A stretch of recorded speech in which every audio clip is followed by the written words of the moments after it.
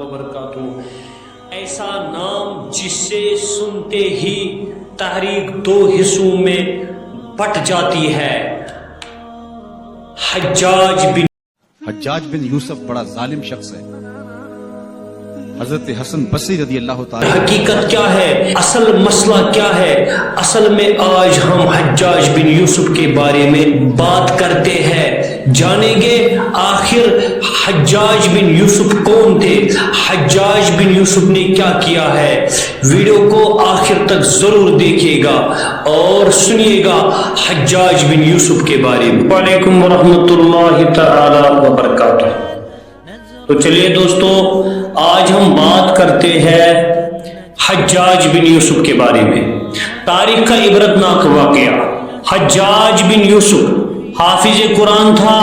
وہ تہجد کی ایک رکعت میں 10 پاروں کی تلاوت کرتا تھا. لیکن حجاج باجماعت نماز بھی پڑھتا تھا اور شراب و زنا سے دور بھاگتا تھا, لیکن انتہائی ظالم تھا. جب اس کی موت آئی تو انتہائی عبرتناک موت آئی. حجاج بن یوسف جابر قسم کا آدمی تھا, ظالم آدمی تھا, انسانوں کا قتل کرتا تھا. حضرت سعید بن جبیر جو کہ ایک تابعی بزرگ تھے رضوان اللہ تعالی علیہم اجمعین, ایک دن منبر پر بیٹھے ہوئے یہ الفاظ کہے کہ حجاج ایک ظالم ہے, حجاج ایک جابر ہے, حجاج جابرانہ قاتلانہ حملہ کرتا ہے. ادھر جب حجاج کو پتا چلا کہ آپ میرے بارے میں ایسا گمان کرتے ہیں تو آپ کو دربار بلا لیا اور پوچھا کیا تم نے میرے بارے میں ایسی ایسی باتیں بولی ہے, ایسی باتیں کی ہے؟ تو آپ نے فرمایا ہاں آپ بالکل ظالم ہے, آپ بالکل جابر ہے, آپ بالکل لوگوں کے ساتھ ظلم کرتے ہیں.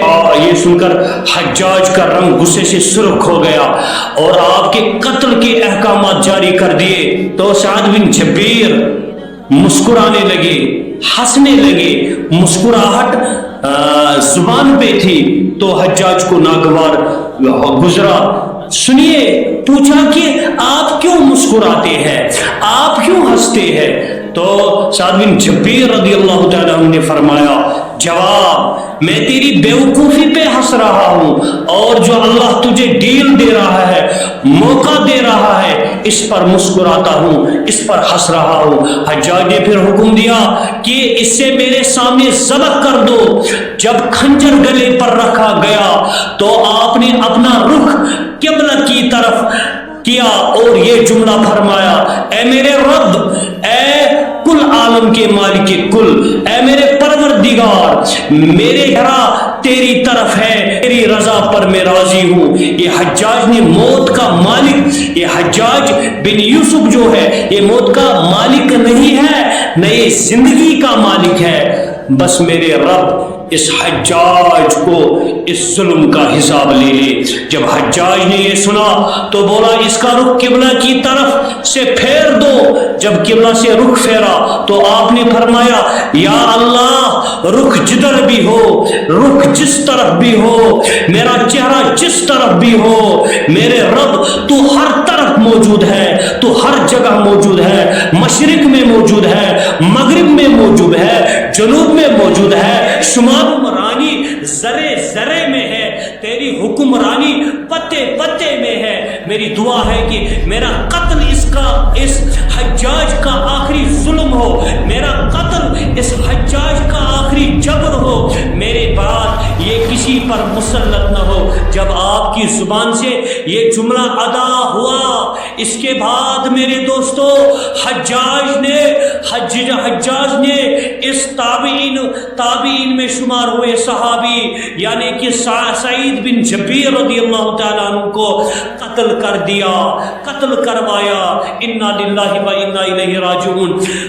میرے دوستو سنیے, غور سے سنیے. اتنا خون نکلا جو یہ شاہی دربار تھا, اس دربار میں خون پورے شاہی محلے کو پھیل گیا.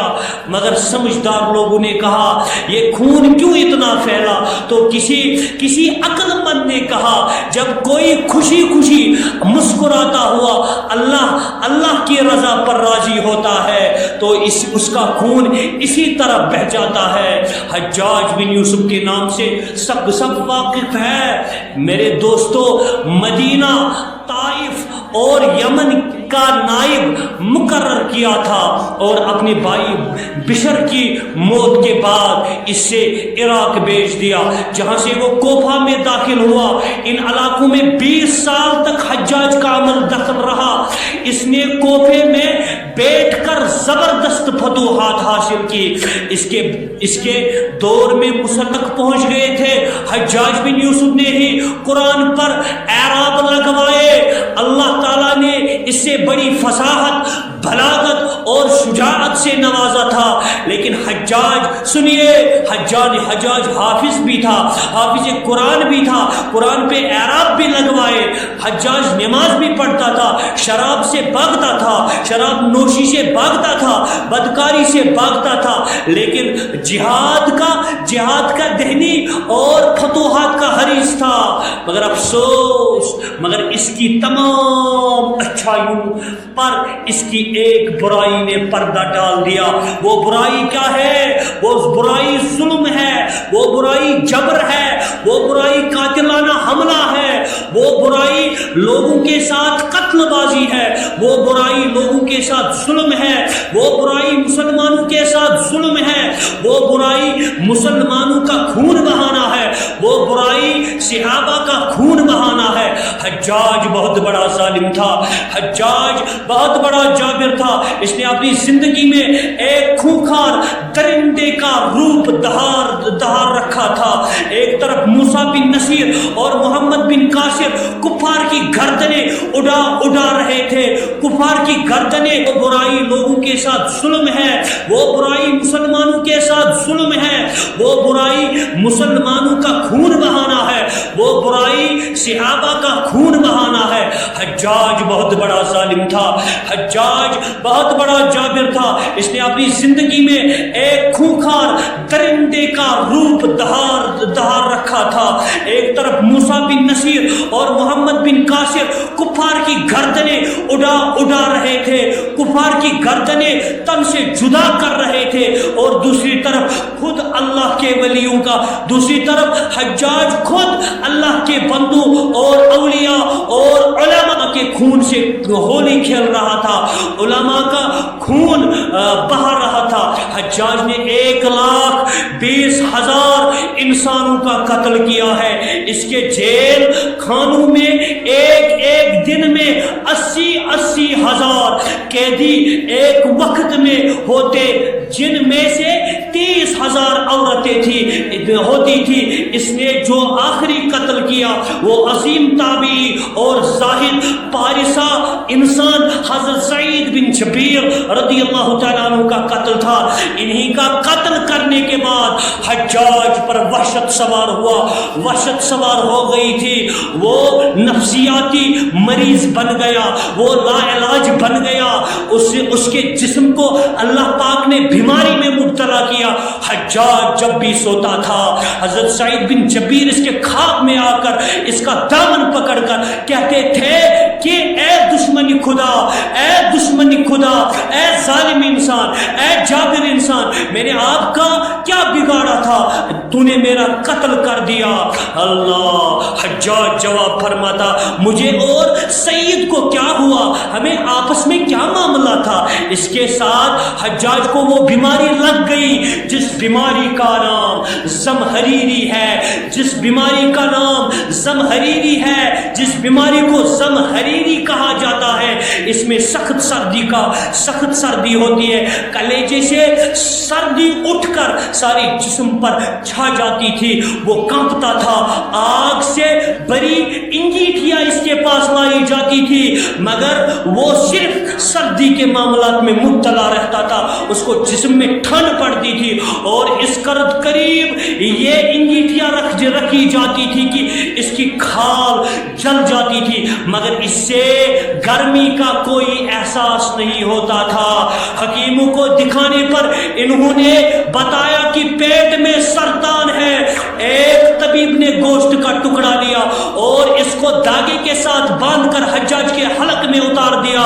تھوڑی دیر بعد داغے کو کھینچا تو اس کو گوشت کے ٹکڑے کے ساتھ بہت عجیب نسل کے کیڑے چمٹے ہوئے تھے اور اتنی بدبو تھی جو پورے 1 مربع میل کے فاصلے پر پھیل گئی. دربار سے اٹھ کر بھاگ گئے حکیم. پھر حکیم بھی بھاگنے لگے, حکیم بھی یہ دربار چھوڑنے لگے. حجاج نے بولا اے حکیم آپ علاج تو کر دے, آپ میرا علاج تو کر دے. مگر حکیم بھاگ گئے. حکیم بول اٹھے تیری بیماری زمینی بیماری نہیں ہے اے حجاج, تیری بیماری عام بیماری نہیں ہے, یہ آسمان والے کی بیماری ہے, یہ اللہ کی طرف سے تجھے بیماری ہے. جب مادی تدبیروں سے مایوس ہو گیا تو اس نے حضرت امام حسن بصری رحمہ اللہ کو بلایا اور ان سے دعا کی درخواست کی. وہ حجاج کی حالت دیکھ کر رو پڑے. امام حسن بصری رحمہ اللہ رونے لگے, میں نے تجھے منع کیا تھا تو اللہ کے نیک بندوں سے, اولیاء سے, ادبا سے, صلحاء سے, اللہ کے ولیوں سے نہ چھیڑا کر, تو اللہ کے ولیوں سے ظلم نہ کیا کر. میں تجھے کہہ رہا تھا حجاج, مگر تو اپنے ظلم سے باز نہ آیا, مگر تو اپنے جبر سے باز نہ آیا. اے حجاج یہ عبرتناک بیماری تجھے اللہ کی طرف سے ہے. آج حجاج کا سبب بنا ہوا تھا, وہ اندر باہر سے جل رہا تھا, وہ اندر سے ٹوٹ پھوٹ ہو چکا تھا. حضرت سعید بن جبیر رضی اللہ تعالیٰ عنہ کی وفات کے 40 دن بعد یہ حجاج کی بھی موت ہو گئی تھی. دوستو جب دیکھا کہ بچنے کا امکان نہیں ہے تو قریبی عزیزوں کو بلایا جو بڑی کراہت کے ساتھ حجاج کے پاس آئے. وہ بولا میں مر جاؤں. حجاج نے بولا میں آج مر جاؤں گا, میں کل مر جاؤں گا, مگر میرے دوستو, میرے یارو, مجھے رات کے وقت دفن کرنا, صبح ہو تو میری قبر کا نام و نشان مٹا دینا, میری قبر کا نشان ہی مٹا دینا, کیونکہ لوگ مجھے مرنے کے بعد بھی قبر میں نہیں چھوڑیں گے, قبر میں میرا حساب لوگ لیں گے, کیونکہ میں نے ظلم کیا ہے, میں نے جبر کیا ہے. اگلے دن حجاج کا یہ ظلم باہر نکلا, اگلے دن حجاج کا یہ جبر باہر نکلا. اچانک حجاج کی پیٹ پھٹ گئی اور اس کی موت واقع ہوئی. اللہ ظالم کی رسی دراز ضرور کرتا ہے, لیکن جب ظالم سے حساب لیتا ہے تو فرشتے بھی خشیت الہی سے کانپتے ہیں, عرش ہل جاتا ہے. اس لیے اللہ کا خوف, اللہ کا ڈر اپنے دل میں لے لو اور اللہ سے ڈرو اور ایمان کی مضبوطی سے کسی کے ساتھ ظلم نہ کرو, کسی کے ساتھ جبر نہ کرو. اللہ ظالموں کے ظلم سے ہم سب کو محفوظ رکھے, آمین یا رب العالمین. وما علینا الا البلاغ المبین. ملتے ہیں دوسرے ویڈیو میں. السلام علیکم ورحمۃ اللہ تعالی وبرکاتہ.